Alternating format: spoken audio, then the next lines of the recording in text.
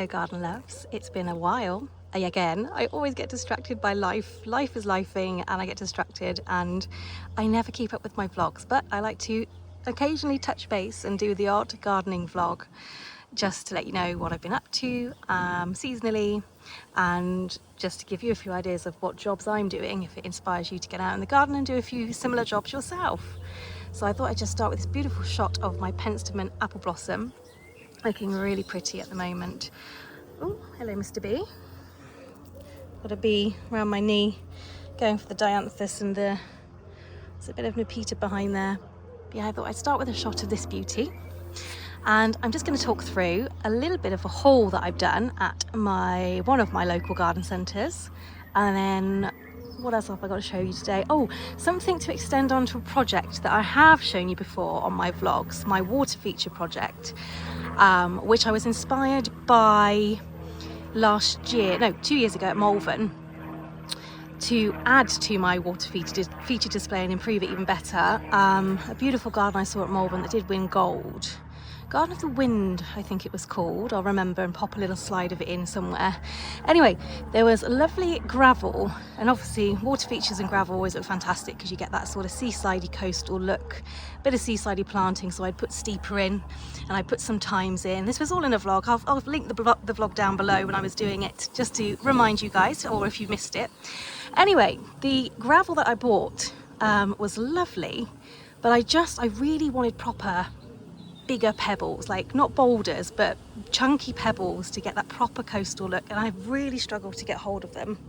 So I've actually managed to find them today. I was looking for something for a client for their garden, and I managed to come across them. So let's have a little walk over here.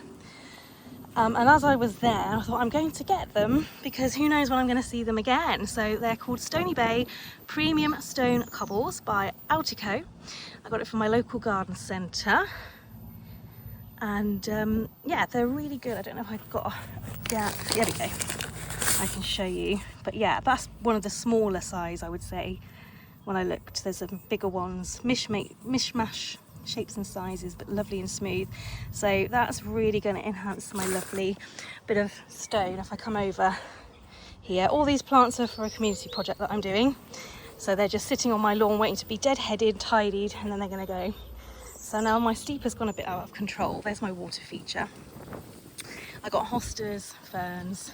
We've got verbena coming up, which is a really typical coastally sort of plant. It grows any old where. It'll happily grow in the shallowest of soils and seed everywhere, which I love. My steeper is currently in flower, looking beautiful, and very apt with the wind today, making it even more coastal vibes. And you can see my stone that I've put down, and I had a couple of bigger stones in the garden that looked like pebbles, but there's a bramble coming up there, and a Hypericum seedling. Where have they come from? I've been on holiday and they've just come whilst I've not been here. Anyway, so you can see this lovely stone that I put in, and it sort of swathes around, although steeper has got a little bit out of hand, so I might have to thin that out later in the year. And the stones are fine, but those pebbles are really going to enhance it. So the idea that I was inspired by, or stole from the Malvern show garden, that's the whole point of it, to go and get ideas for your own garden, was having the thyme grow in and amongst and over the pebbles, plus some sort of key alpines. That's a Veronica that I've got there. I've actually got a mini shrub here, which is an addendum, if I've pronounced that right, which is a lovely little silvery shrub. Needs a bit of maintenance because she's being covered in steeper at the moment, so I need to get a bit of light to her. It has beautiful sort of pinky red flowers on it. This is quite nice later in the year. And then I've got some more alpines growing in, all this steeper, and some more thyme, which is looking a bit thin because, again, as marvellous as our steeper is, and she's looking glorious, she's taking up a lot of light from everything else, so we need to sort that out. But anyway, for the time being, my gravel is now going to be enhanced. My little gravel stream path is going to be enhanced with some beautiful pebbles. So I'm really glad that I picked those up today when I saw them. So that's going to happen later. And there's a little bit of Arageron, our Mexican daisy, also looking fabulous amongst my stone and my steeper. sedum's just coming up, and my Lapita. So yeah, so that was one of my jobs today, and I'm just about to show you. I actually bought some veg plants because I've sown all my own tomatoes this year. I've done my sweet peas, which are taking forever. Is anyone else's sweet peas taking forever to get going?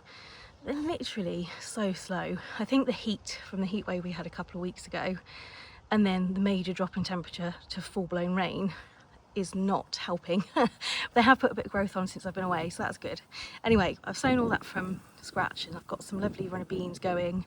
I've got loads of spaghetti squash. I got really excited with spaghetti squash this year, but I haven't got any pumpkins, and I completely missed the window for cucumbers. I mean, I could put some in now and they'd probably be late autumn croppers if we get a nice end to the summer. But when I was in the garden centre today buying these stones and things for my client, obviously I saw these things and thought it'd be rude not to buy some stuff for myself as well. So let's go and have a look and see what else I bought for today's gardening project.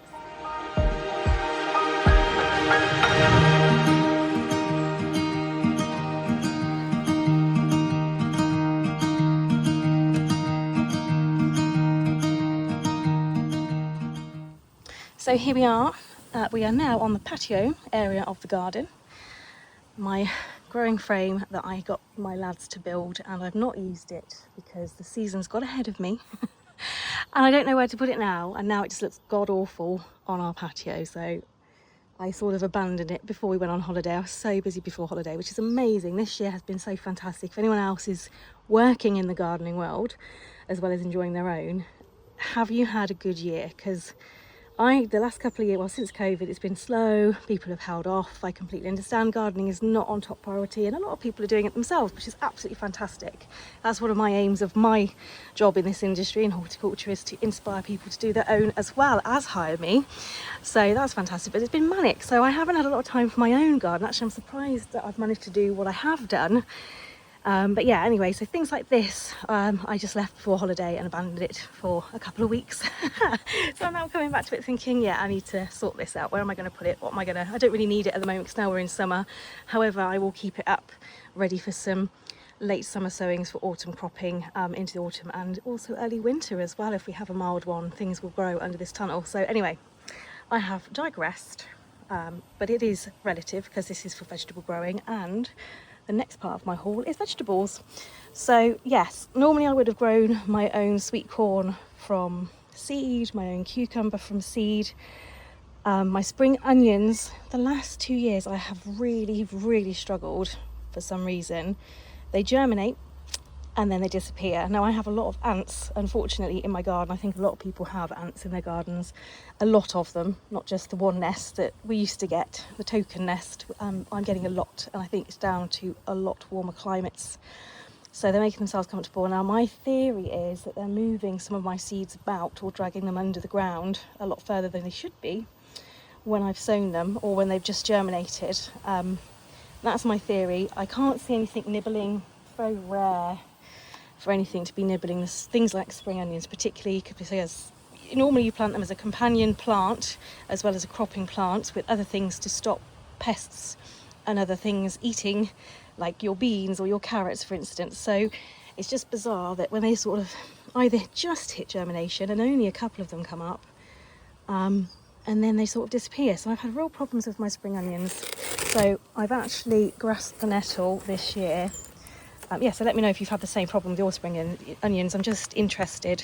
And I've tried lots of different seed company brands because some are obviously cheaper, better than others, different grades, different qualities, and none of them seem to have worked the last 2 years in my garden. So I have bought some pre-done and way past germination spring onions, and also I like the fact that they are red. I think it adds a little bit of interest into your salad. So I've got a lovely red spring onion called Lilia, so that's looking good. So lots are there to split out and pop into nice lines in the garden. And then I also got some Savoy cabbage. So I've actually not grown cabbage for years, The last time I had a go at cabbage, I was about 10, so I thought I'd give it a go. I have got loads of seed. Everyone, let's be honest, has got loads of seed, but I just never get a chance to do all of it or some of it, or something happens. Anyway, so I've got these because they were on an offer, 4 for something. So I got these as well as my spring onions, and in the same offer I bought some lovely mini pop sweet corn, so that'll be the mini corns. I've always traditionally had a go at growing the larger ones, not with great success, but it's a little bit on my part for not doing the proper shaky shake of the pollination thing. Also, I've only ever grown 6, whereas actually you're better off growing them in blocks, so they can really pollinate as well as they can. And just stack them together, and it protects them from the wind a little bit. They help hold each other up. So yes, I've bought 2 lots of sweet corn, and I'm going to go for the mini variety this year and see how we get on. And then in terms of pots, I've bought pumpkin because, as I mentioned earlier, I've gone mad on spaghetti squash and nothing else. So I've got some pumpkins. I have got seed, but it's going to be a bit late now, so to get proper fruiting anyway. I can grow them, sure, and they'll flower, but there won't be much fruit. And I got some little cucumbers, Deli Star. I bought 3 of those, 3 of the pumpkins, and then I've also got melon, which I've not really had a go at growing before. So I've got a nice melon. I've got 3 of these to go into the polytunnel, and I'm just gonna max out my planting space. So whack it all in, give it good feeds with seaweed and also a bit of potassium heavy feed through the summer. And I'm going to put them in with my cucumbers. So the cucumbers I'm going to grow up, and the melons I'm going to grow half up and maybe along the floor, with a view to keeping the fruit off the floor. Of course, I have got gravel in there apart from the grow bag, so they should actually work out really nicely. So that's my little vegetable haul. I've got some chili peppers over there, which are having a soak at the moment because they've dried out. They've been sat in the garden. They actually need more heat, so I'm going to get that sorted out today and put them in the greenhouse. So yeah, there's my little vegetable haul from today. So those are going to be planted and all will be good.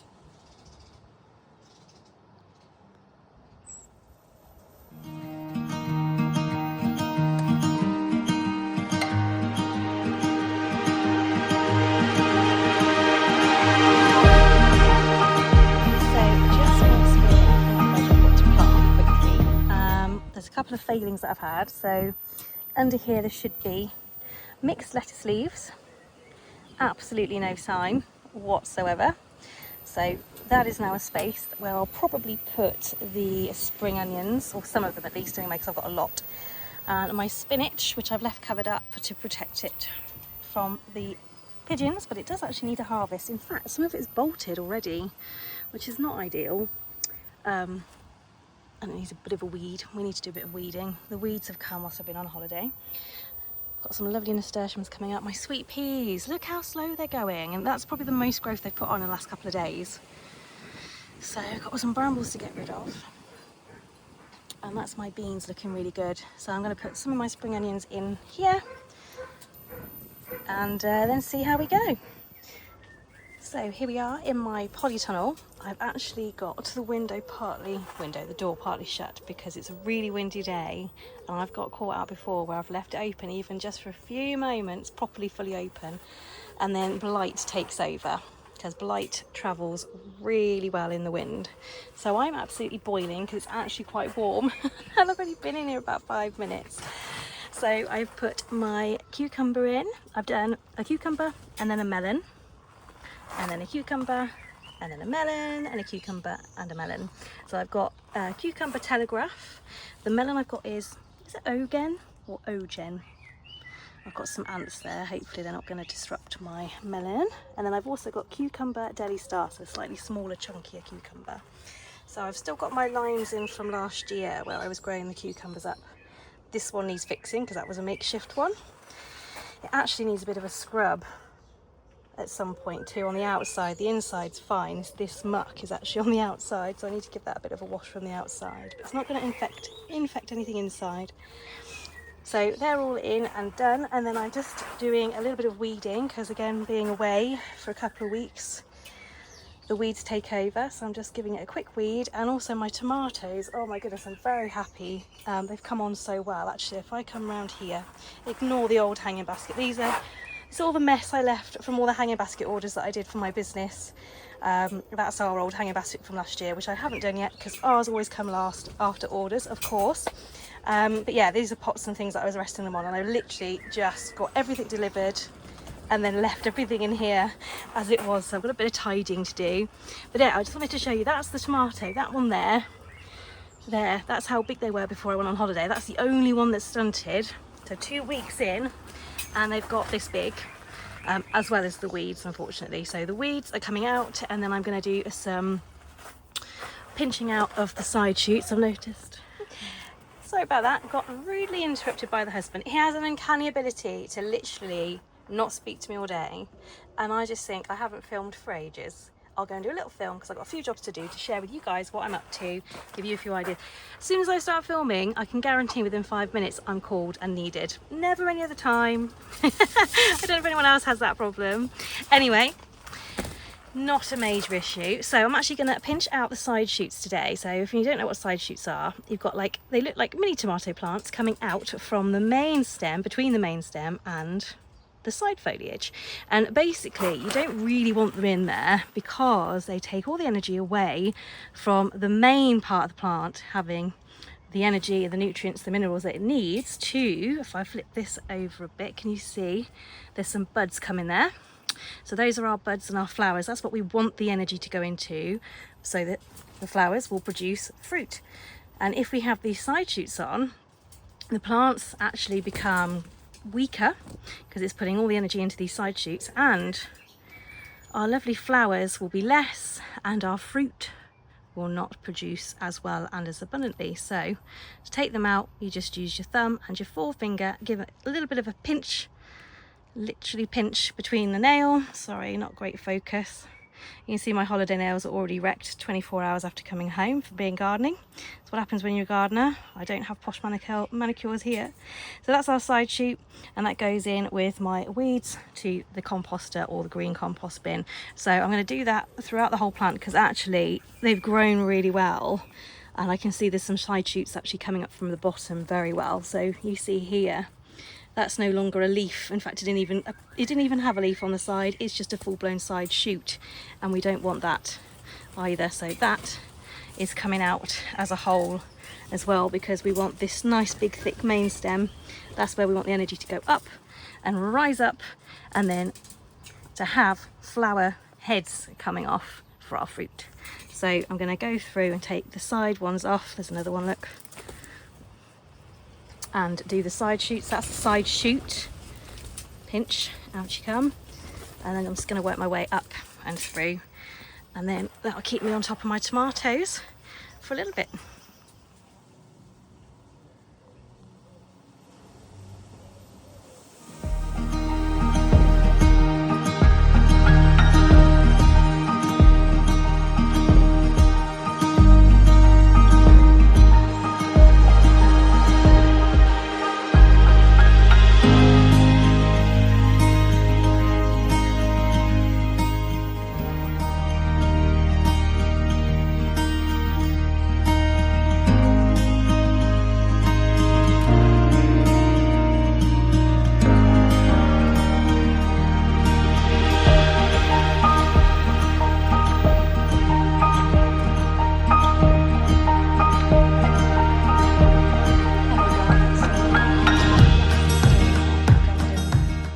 Catch up.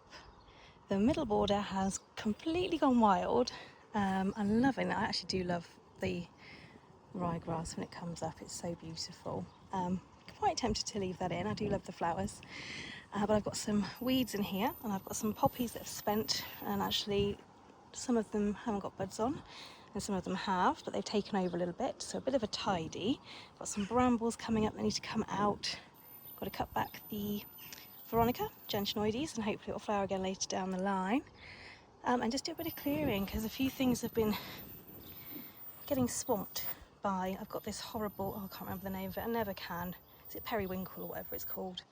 It just takes over so quickly. Leaf looks very suspect, but it just takes over. So my poor primula is struggling. There's a GM in there somewhere struggling. And in fact, the Veronica sort of barely made it through, which is, it has, because it's actually quite a vigorous plant itself and can take over. But yeah, it's time to get this weed up and out as much as I can. And then poor euchre is just being taken over by a thistle, and my skimia likewise being taken over by, in fact there's clover in there, and I did leave it because the bees were loving it as much as I don't really want it in my border. Yeah, I'm gonna at least thin it out. I don't really mind, and I don't mind the odd buttercup. There's one coming up there, but you have to keep on top of them, because otherwise these things, they are rhizomas, so their roots crawl or they send off baby shoots, and they just spread, take over and strangle other plants very quickly. So I do like to keep the odd wild thing in, but if left unattended they go mad. So a bit of tidying. My peony has not got a flower on it at all this year.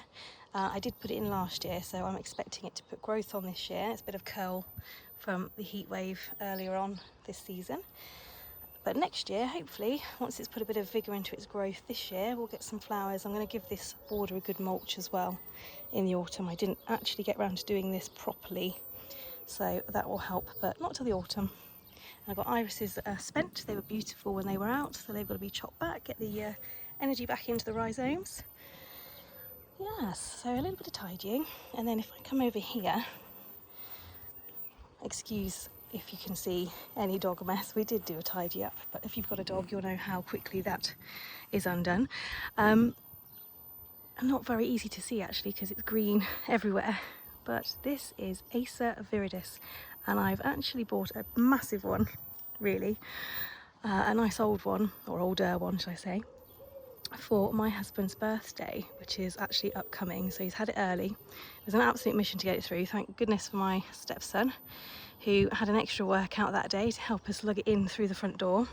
But she's a beauty. So viridis, in my opinion, for the autumn colour, so now it's beautiful and green and fluffy and feathery, but in the autumn the foliage has, I'm going to say, one of the best. I don't want to be that confident to say, no, in my humble opinion it is the best colour of autumn acers, but definitely one of the best.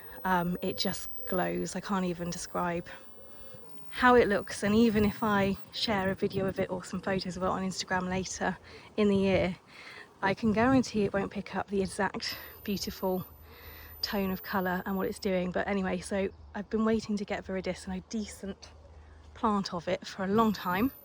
I found one actually at my growers, so bought it off myself effectively for hubby's birthday, and I get to enjoy it as well. So it's actually going to go into this middle border. At the moment, to get it acclimatised, I'm going to keep it in its pot. So it's in a nice big old pot, and actually it'll be fine in there for many years as long as we don't let it dry out and we top it up with ericaceous soil occasionally. A bit easier to manage, and it will keep it in a nice sort of shape that it's in now. So I'm going to drop the pot, it's so heavy. I'm going to drop the pot in here somewhere, but I'm going to do some clearing first and then decide exactly where it's going to go, and also it can climatise. So when I picked it, it was actually in a very open space, but with some shade. The space I'm putting it into gets the tiniest amount of shade from that big tree there and my hedge in the morning, and then it has hot summer sun all day. Now, acers can withstand it, but they do need a season or two to get used to such things. So we might see it drop and have a little panic this year, earlier than normal, and then hopefully it will be nicely settled in, ready for next year. That's the other reason why I'm thinking of putting it in the ground actually, but we'll see. I think I'm just going to drop it in its place. One, just check that we like where it is, because it's a big old beast and it's going to be a massive hole to dig, and I don't really want to dig it and put it in and then we think actually that's not the right place for it at all. So I'm going to leave it on top of the surface, and then see how we go. So that is my job for today: a bit of tidying, weeding, clearing, snipping, and then pulling the acer into its initial proposed position, and then we'll see where we go from there.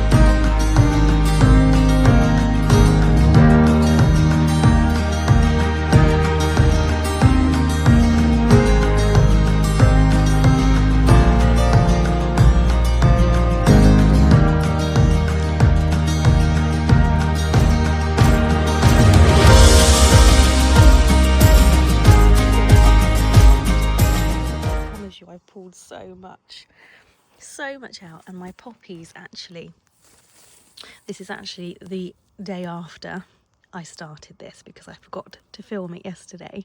So I've come out and my poppies have come out in the meantime, which are looking beautiful. But yeah, it's all a bit straggly. The Veronica's had a bit of a strangling with the periwinkle around it, so it's good to have cleaned all that out.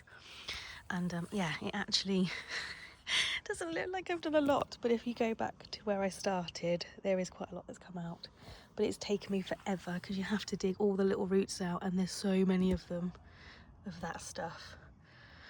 So a bit more work to be done, but there's the update nonetheless. And I'm also going to leave this vlog here for now. I'm away for a couple of weeks, and then I shall be re-vlogging when I come back, and hopefully I will have continued and finished weeding this bit and got Asa into place. So thank you very much for watching, everybody, and good night to you all, and I hope you have a lovely couple of weeks gardening. It's going to be a nice hot one, I think, next week, so make sure you're watering responsibly and also enjoying time in your gardens as well. And I will see you next time.